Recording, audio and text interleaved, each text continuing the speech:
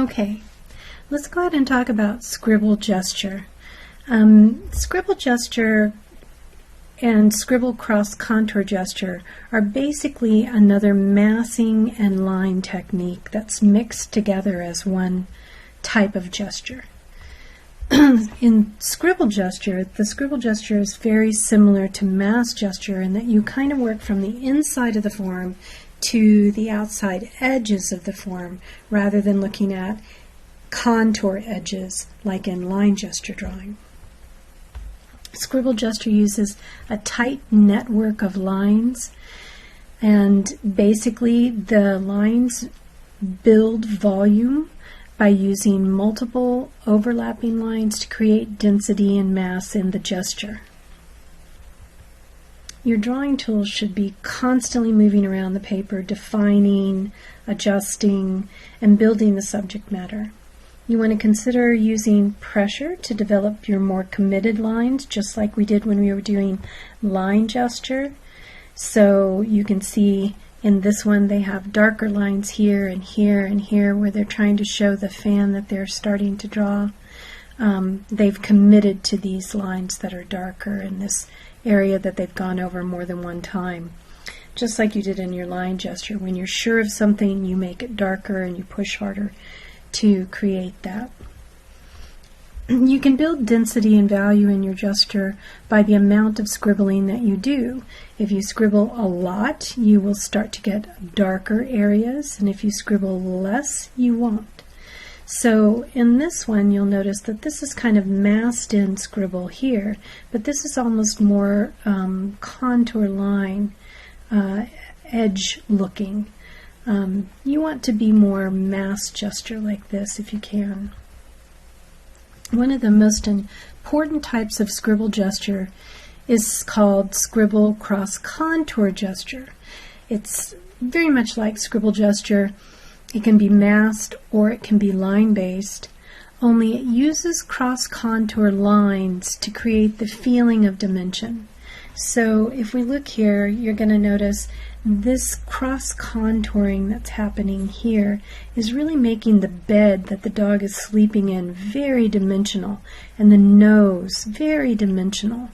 And even here in this line gesture, you're seeing some cross contour line in here. So this seems more mass based, this seems more line based, but you're still seeing the cross contours between each here and here and here and here, and across the head you even see the indentation here where the head goes in and the eyebrows come out. You can usually tell the difference between the mass and the line in your cross contour gesture based on whether or not you see outside edges and a silhouette shape. So here you see outside edges, definitely. You see the cross contours inside as well, but here you're seeing more of the line work. So this would be a line-based scribble cross contour gesture, whereas this doesn't really have those lines so much. You're seeing more of the mass-based cross contour scribble gesture. Whereas this has a little bit of both, because people constantly mix these. And just to remember, cross contour lines are lines that go across the form and create more dimension in your image. So you can see how this really looks like it's indenting and then coming out, and then indenting again and then coming out. So it really feels physical when you're looking at these. So let's look at how this applies to scribble cross contour gesture by a comparative study between a cross contour drawing and a scribble gesture. So here we have the cross contour drawing. You can see the cross contours going around the form, really making this form very dimensional, physically very dimensional. We really feel like it's, rounded. You can almost grab it with your hand. Whereas in the scribble gesture, and they're really looking at mass here in the scribble gesture, you're also starting to get some cross contouring going across, especially in this area. A little bit in the leg as well, and a little bit here in the chest area, you're starting to see some scribble cross contour, and it's creating the roundness of the form, because that's what scribble cross contour does. Sometimes it takes a little bit more time to do a scribble cross contour gesture, 30 seconds to 2 minutes or so, depending on the complexity of the form. But just like we talk about in cross contour, you can see that regular single hatch and regular cross hatch feel very flat in comparison to cross contour single hatch and cross contour cross hatch.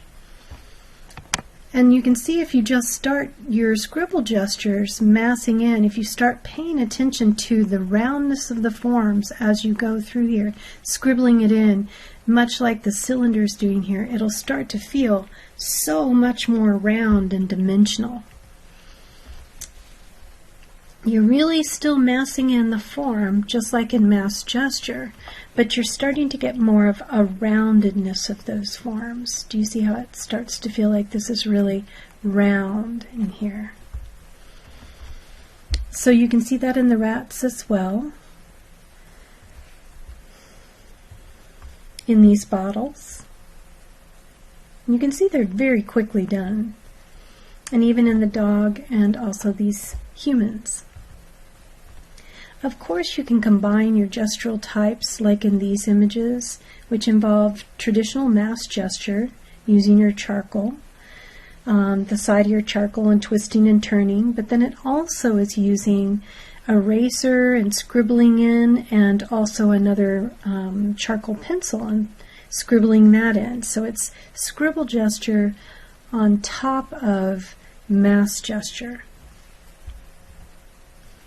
You can also do scribble cross contour gesture with other materials and other media, obviously, but why I think scribble cross contour is so important is because you can pretty much use it in so many other things. It can create very dimensional drawings, and here you can see in this watercolor, you can see the cross contouring going across here. Do you see that? So if you practice scribble cross contour, it basically shows you how to pay attention to doing cross contour in other kinds of drawings. Remember, flat single hatch, flat cross contour, but suddenly dimensional when you start working in your cross contour hatching. So a lot of the cross contour hatching is basically like wire wrapping programs and 3D computer programs. You see this contour, this type of cross contouring happening all the time in everyday images, cartooning, dollar bills, tattoos. You just don't notice it. And when we start to work in drawing too, painting or life drawing, you're going to find the technique being very helpful when you start doing something called multiple line layering techniques. And that's where you're layering colors over one another. And you can see this is cross-contoured, starting to make this look more dimensional as it goes around, just like this one is very physical. So multiple line layering is an optical color layering technique that's commonly used in colored pencils, pastels, oil pastels, and pretty much all paints.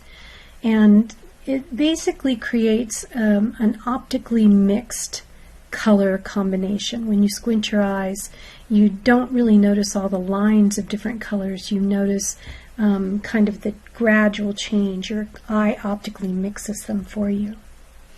Cross-contouring and cross-contour gesture drawing can also help you to learn how to foreshorten. And so it really can help you with that if you start to do that more often, especially when you're doing the cross-contour mass gesturing. So it's a good habit to get into early on, and the practice of doing scribble cross contour gesture can pretty much get you to where you do it in all of your drawings. And that's about all I have to say for Scribble's cross contour gesture studies. I'll see you in the next video.